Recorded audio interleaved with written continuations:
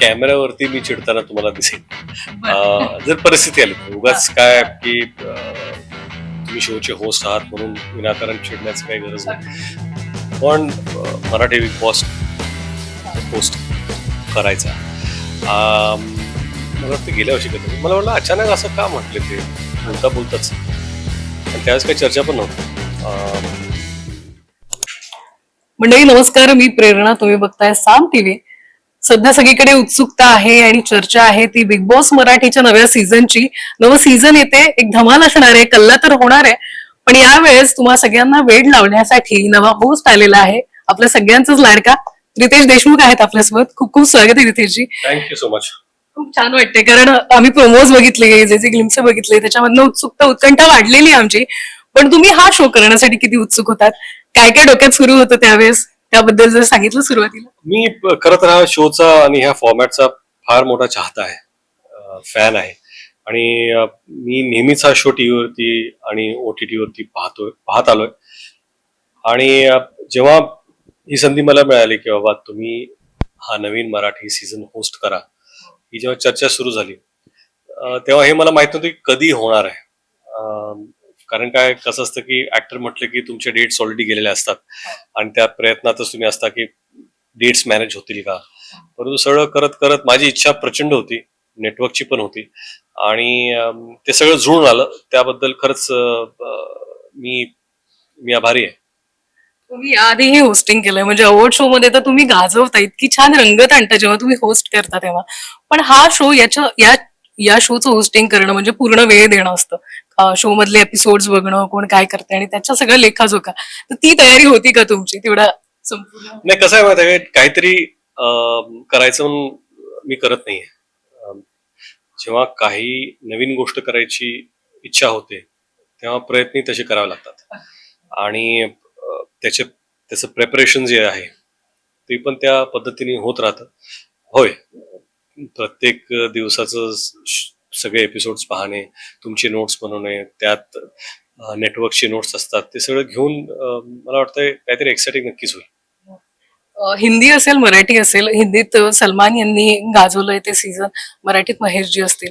पण ती तुलनाही होणारच. पण सलमान तुमचे भाऊ आहेत, एकदम घनिष्ठ मित्र आहेत. पण त्यांना सांगितलं किंवा त्यांच्याशी याबद्दल चर्चा झाली का? त्यांना तुम्ही याबद्दल बोललात का त्यांच्याशी?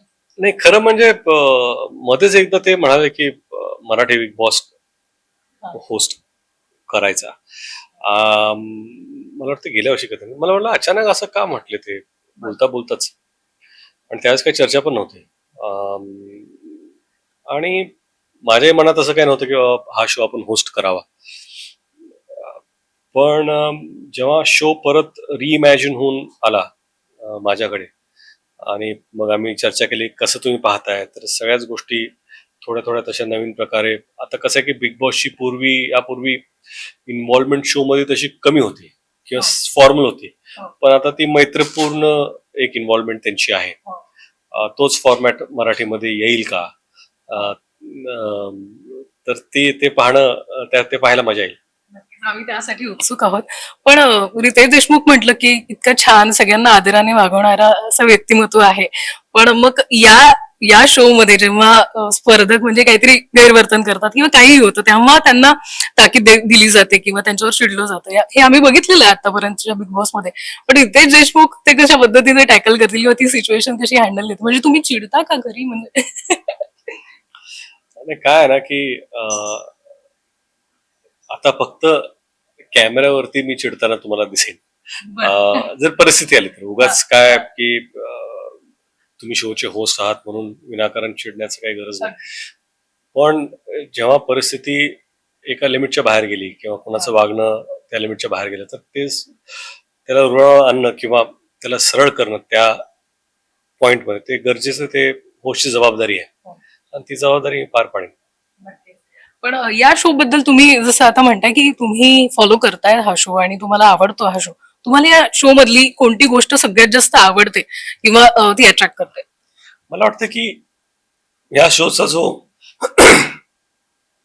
मला वाटतं की या शोचा जो इमोशनल कॉन्टेंट आहे किंवा कनेक्ट आहे, तो सगळ्यात जास्त मला अट्रॅक्ट करतो. कारण का प्रत्येक व्यक्ती इव्हेंच्युअली ही इमोशनल होतेच. आणि इमोशनल म्हणजे रडणं नाही, इमोशनल म्हणजे मैत्रीपूर्ण जुळणं असेल एकमेकांशी, बहीण भाऊ असतील, मित्रमैत्रीण असेल, किंवा एकाला एकावरती प्रेम झालेलं असेल ह्या शोच्या फॉर्मॅटमध्येच.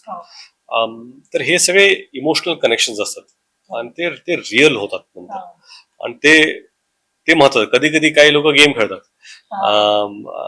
काही काही गोष्टी बनावटी दिसतात प्रेक्षकांना, तर ह्या गोष्टी सुद्धा बघायला आवडतं. कारण काय कसं आहे की हा एकमेव शो आहे ज्याच्यामध्ये तुम्हाला सगळे रिलेशनशिप दिसतात. रोमॅन्स पण आहे, थ्रिलर पण आहे, धोकेबाजी पण आहे, गेम पण खेळलं जात आहे, मारधाड पण आहे. होऊ नये अशी अपेक्षा आहे. पण आय थिंक एक इस शो में सब इमोशंस आहे, तसा आहे तो शो. शेवटचा प्रश्न असा की तुम्हाला आणि जेनेलियाजींना एकत्र बघायला मला आवडतं, मग ऑन स्क्रीन असेल किंवा तुमच्या सोशल मीडियाच्या रील्सच्या माध्यमातून असेल, म्हणजे एक आदर्श जोडी म्हणून बघितलं जातं. पण या बिग बॉस मराठीच्या मंचावर हे दोघं एकत्र येतील का, किंवा तसं काहीतरी आम्हाला छान इंटरेस्टिंग बघायला मिळेल का? तसं काही सध्या काहीच प्लॅन नाही.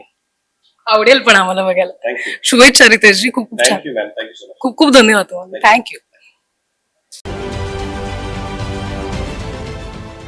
देश विदेशातील प्रत्येक घडामोडींचे लाईव्ह अपडेट मिळवण्यासाठी आता साम टीव्हीच्या सर्व सोशल मीडिया प्लॅटफॉर्मला लाईक, फॉलो आणि सबस्क्राईब करा. तसंच सर्व नोटिफिकेशनसाठी बेल आयकॉन प्रेस करायला विसरू नका.